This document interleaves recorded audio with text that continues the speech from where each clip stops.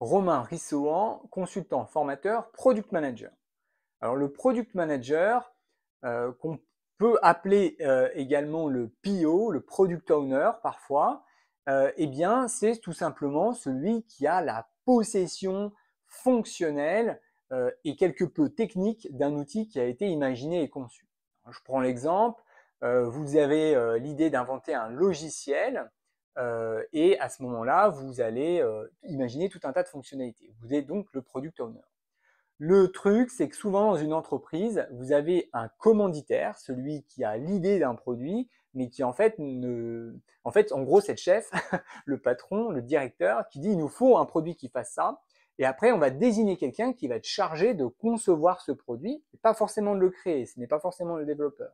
C'est celui qui va l'imaginer. On appelle ça parfois aussi l'assistant à maîtrise d'ouvrage. Voilà. Donc l'assistant à maîtrise d'ouvrage, le product owner, le product manager, c'est à peu près, selon quelques variables, toujours à peu près le même profil. C'est celui qui va créer, imaginer les fonctionnalités. Donc, premier point, premier chapitre, périmétrer le rôle du product manager.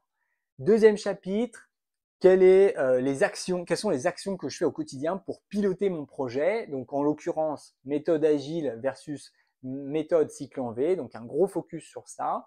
Comment je vais gérer mon projet dans sa plénitude au quotidien avec toutes les problématiques de réunion que l'on a besoin de mettre en place, de suivi de projet, avec les outils de suivi et de gestion de projet, comme pourquoi pas Trello, Asana, Jira, etc.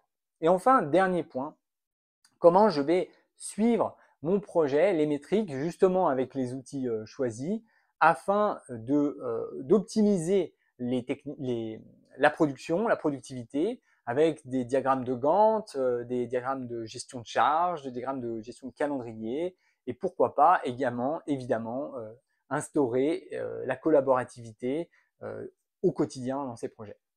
À bientôt!